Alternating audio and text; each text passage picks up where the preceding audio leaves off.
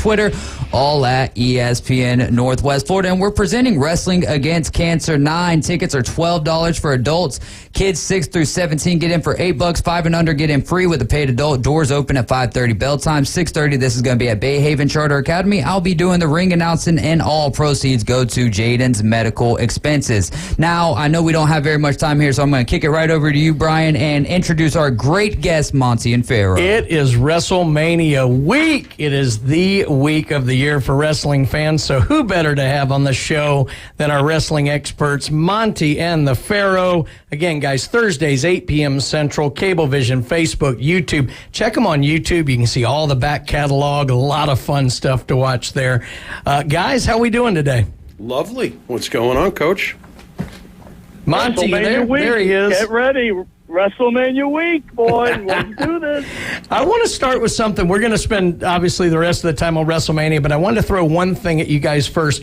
The Bray Wyatt documentary drops today on Peacock, and from all indications, the reviews are phenomenal.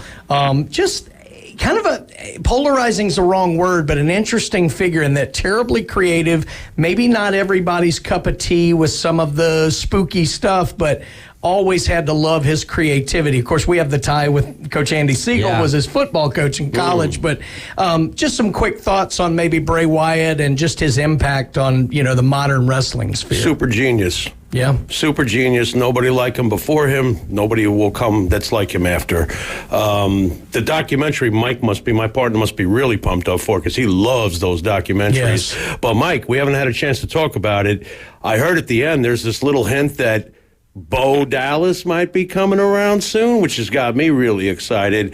They should just put him in the Hall of Fame this year. I don't understand why they don't. The timing would be apropos, considering the documentary's out, and we just lost Bray, unfortunately, very recently. But I'm sure the documentary is going to be great, and even I'm going to watch it. Yes. So there you go. What do you think, Mike? Gold. Anything that WWE does is gold. Any documentary they put on is... You want a documentary made about yourself, have the WWE do it. They can turn anybody to look like a hero, and the Bray Wyatt does not. It's incredible. It's a must-watch. I just watched it today. Unbelievable. Oh, you've seen it. Lucky you. Okay. And you give it nothing but like a 10 out of 10? Is that where you're going with this? Wasn't a big Bray Wyatt guy, but after you watch a documentary, boom. I love Bray Wyatt. There you go. Yeah. Seven stars in the Tokyo Dome from Monte. All right, so obviously WrestleMania, it's always the biggest week of the year, but it's hitting a little bit bigger this year, obviously. We're going to get to The Rock, but I want to start with this for you guys. We all remember the first one and, the gamble that Vince took and everything. Then WrestleMania 2 was in 3 cities. I mean, they've definitely changed things up. But now that we've gone to 2 days, obviously it's a huge show. You got to get a lot of stuff on. But what are y'all's thoughts on a 2-day WrestleMania? Does it run the risk of kind of wearing you out by the end of Sunday? Well, it hasn't. How long have they been doing it? They haven't been doing it very long, these 2 days. Yeah. But think about the roster expansion over the last bunch of years. You have much more talent. You need more time for the talent to shine. So to me, it doesn't wear itself thin at all. Yeah. At all. You've got a huge roster, and you have a lot of stars that it's your responsibility as a company to get them over so you can have a nice big fat bank account. And that's what they've got. Sure. So far, so good. Premium live events on Saturday, the best move they have ever made, right? They can go on to 1 o'clock in the morning, and old men like us, Jimmy, we can sit there and watch it, and it'll be fine. So 2-day WrestleMania events must be done, and it only improved the event. You couldn't fit in WrestleMania 40 right now without 2 days, right? That's 100% true. All right, guys, so we're going to get to the big one here in a minute, but let's say outside of the matches involving Cody and Roman, Rock and Seth and Drew even, let's say, the big title matches, outside of those kind of 2 or 3 key matches, what are some other matches on the card maybe that people aren't talking about as much that you're looking forward to?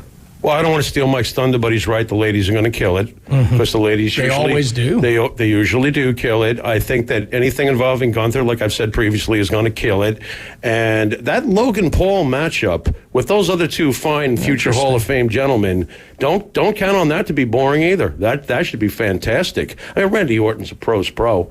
And Kevin Owens is Kevin Owens. So pretty much, and Logan Paul is severely underrated, although his brother's about to take a massive beating. Yeah, that's right. That's right. Stand still. Stand still. But, I'm going to murder you. Order the coffin now.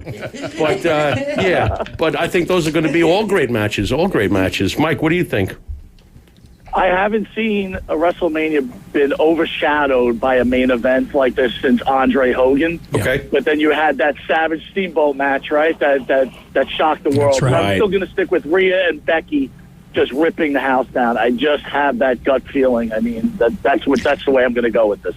See, I'm with Monty on that one because, look, I was a little worried they weren't building a lot of the other things. This past Raw was expertly done. They opened the segment with a big segment, then some wrestling. Boom. The next one, they got the CM Punk, Drew, Seth segment. Some more wrestling. Boom. They got the Becky Rhea segment. Had me so fired up. By the way, I'm pretty sure Becky Potato Dom in that, which was hilarious. I think you're right. And then, of course, we have the craziness at the end. So let's go on and pivot. Obviously, the big stuff is involving The Rock and Cody and Roman and Seth. Let's start with this. The Rock seems to be thinking this is 1999 and the PG era, for lack of a better term, be damned. And he's very edgy. It seems to me that Endeavor wanted to go more PG, but The Rock, I think, is reading the room right. I think this is bringing people in and reminding them, lapsed wrestling fans, of what they loved about the Attitude Era. What do you guys think about where he's taking things? It doesn't matter what Endeavor thinks. That's what I think, and by the way, and Mike, I haven't run this by you yet, so I would love to get your take fast on it.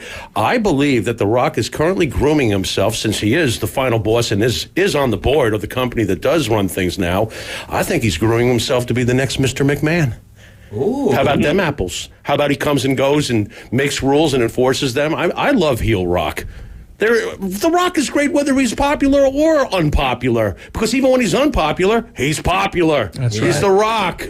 So I could see him becoming another Mr. McMahon type. We'll never have another Mr. McMahon. That's right. But he could fulfill a role somewhat like that. Does Mikey? Hunter let him? Hunter will let him do whatever he wants. It doesn't matter what Hunter thinks either. Well, Hunter's been grooming that role for the past decade. Right. So does Hunter let Rock come and step on it? We haven't seen that much of Hunter, and when The Rock comes around, The Rock really comes around. Yeah. So I think that, you see, the thing about Mr. McMahon is he had massive impact as that heel. And I can see only The Rock could potentially fulfill that kind of role, because that's the greatest heel, as my partner always says, in the history of the business, is Mr. McMahon. That's true. Major concerns here, guys, right? The WWE does not do things by accident. That's right. Last night was the Roman Reigns Legends biography. How can you hate Roman Reigns after that biography? So I'd hate to say it, but my man might be going down to Cody Rhodes. We see the bloodline turn on Roman Reigns, and they may be taking another shot at pushing this guy as a good guy, which, I don't like, but, Jimmy, I think you hit it on the head. The Rock is going to be the ultimate bad guy, and who's going to be his foil? Roman Reigns. Interesting. But we'll see what happens. See, I have come around to this, and I don't want to go too far down the predictions road, but look, Cody always works better chasing than he does achieving. He just does. And I understand there is you can run that too far. I think what they've realized, Rock Roman is not the biggest match the WWE can have right now. Cody Rock is the biggest match they can have. I think Roman retains. Wow. He takes out Hogan's record, but more importantly, you have your SummerSlam main event. Cody Rock. You don't need the title involved. That can be a 4-month setup. I think that's actually what they're going to do. I think Roman does retain with some help from The Rock, and it sets up a huge Rock Cody match. I can feel Mike giving you a hug from Long Island. Well, no, not only that. Monte The Pharaoh is just writing a check for $14,000 to Coach. There we go. I like this. For having Roman Reigns retained. That was music to my own ears. Thank you, Coach. Thank you. There we go. How long does Damian have to cash in Money in the Bank? Is it Sunday? that the contract he's runs got out? till the next Money in the Bank, which I think is May. I cannot take Damian seriously. Yeah. I can't. They've really missed the ball with him. They've missed the ball with a lot of previous. And to be honest, Money in the Bank and I guys. mentioned this to you, Jimmy. Mike, I'm curious your take on this. I'm worried about this. I am worried what they're going to do as a way to get the belt off Gunther without having him lose is some kind of chicanery with Damian Priest and the cash. Very possible. Mike? Coach, home run right there. Yep. That's how Gunther is going to lose his belt.